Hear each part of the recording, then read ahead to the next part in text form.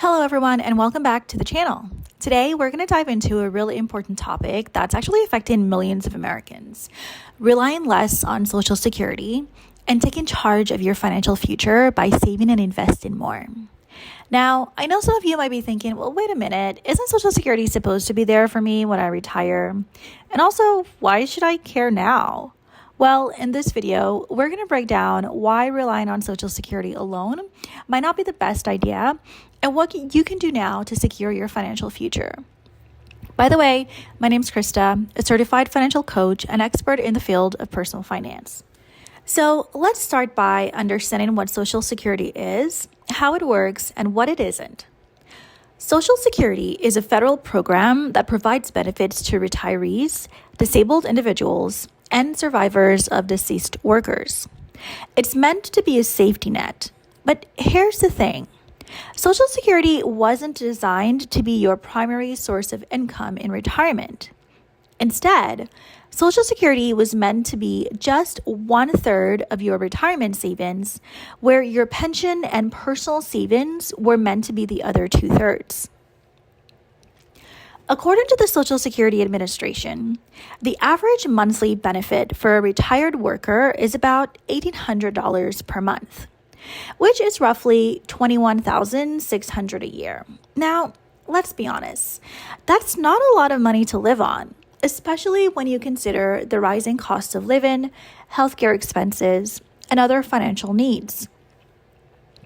For many people, $1,800 a month just doesn't cut it. This is why experts suggest that you shouldn't be relying solely on Social Security to fund your retirement.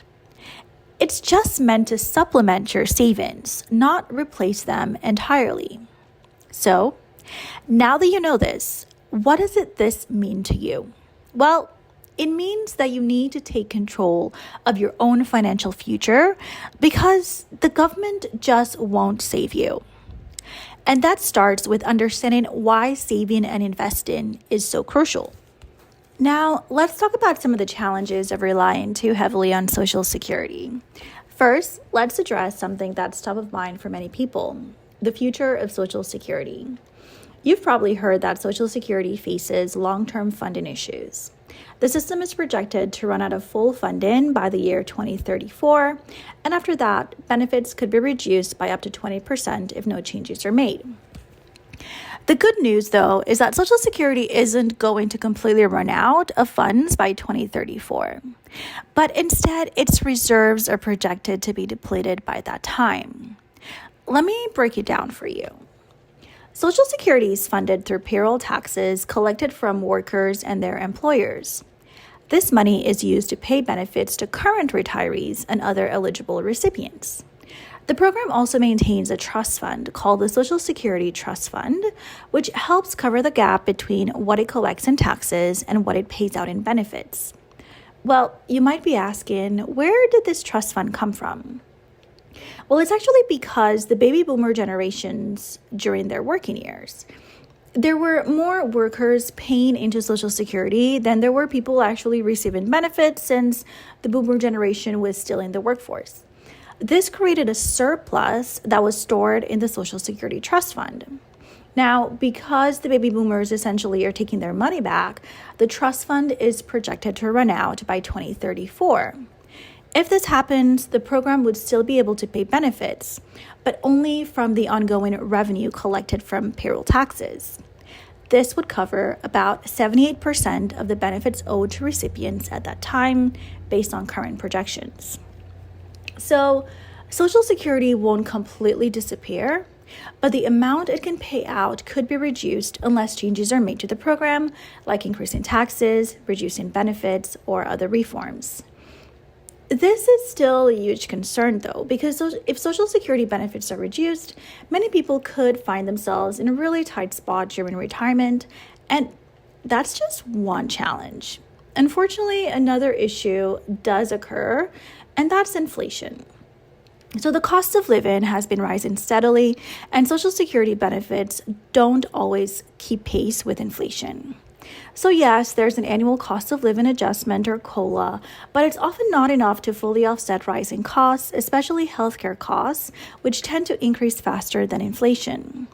While the average annual inflation rate has been around 2 to 3%, healthcare spending has more than tripled, rising by roughly 200 to 250% over the last 2 decades. This continued rise in costs is a major concern, especially for retirees and people on fixed incomes, making it more important than ever for rising healthcare expenses in the future. So, even if you do rely on Social Security, it's not enough to cover everything you'll need, and that's why saving and investing is so essential. Okay, so now that we've established why you can't rely solely on Social Security, let's talk about how you can take control of your finances and build your own safety net. The key is saving and investing. But why is that actually important to start now? Let me introduce you to the magic of compound interest. The earlier you start investing and saving, the more your money works for you. Compound interest means that your money earns interest on the initial investment and on the interest that's already been added. Over time, this snowball effect can significantly grow your wealth. Let's say you start saving $200 a month at the age of 25 in a retirement account with an average return of 7%. By the time you reach 65, that $200 a month could grow to over $500,000. But if you wait until you're 35 to start, you'd only end up with around $300,000. And that's the power of time. The earlier you start investing and saving, the more you'll accumulate. And that's why it's crucial to start as early as possible. Even if you can contribute a lot right now, starting small can make a big difference in the long run. And if not, you'll have to save and invest way more the older you get.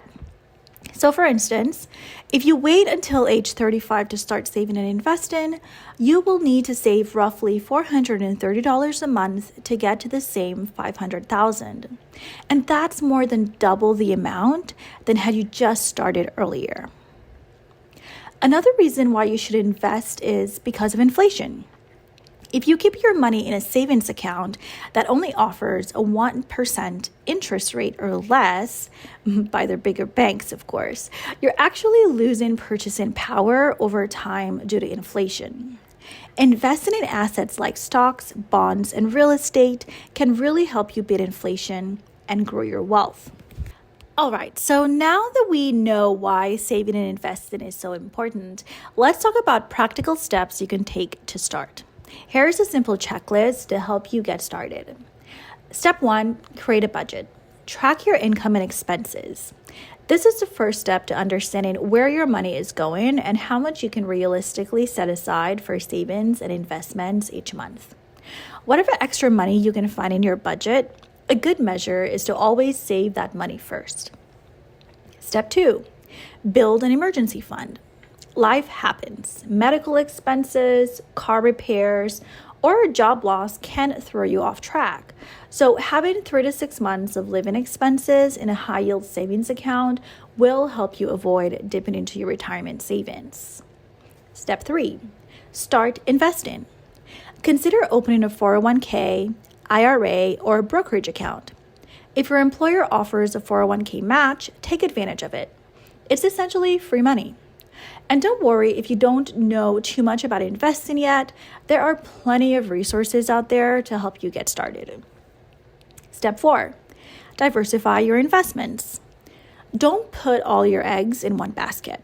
Spread your investments across different assets like stocks, bonds, real estate, and more to reduce risk. Now, some of you might already be invested in real estate if you own your home, which is still considered diversification. Step 5, keep learning and adjusting. Financial planning is an ongoing process. As your life changes, so should your investment strategy. Stay informed, track your progress, and make adjustments as needed. So to wrap up, I want to leave you with this. Social Security is an important program, but it shouldn't be your only plan for retirement. The earlier you start saving and investing, the better off you'll be in the long run. By building your own financial safety net, you can ensure that you're not dependent on a system that might not provide all the support you need. So take action today, start small, and let compound interest do the heavy lifting for you. It's your financial future, and you should take control of it. If this video inspired you, hit the like button and share it with someone you really care about. Also, comment in the chat below. What's one step you plan on taking to reach your retirement goals outside of Social Security? Don't forget to subscribe for more tips on designing your dream life. And until next time, take care and keep building your best life.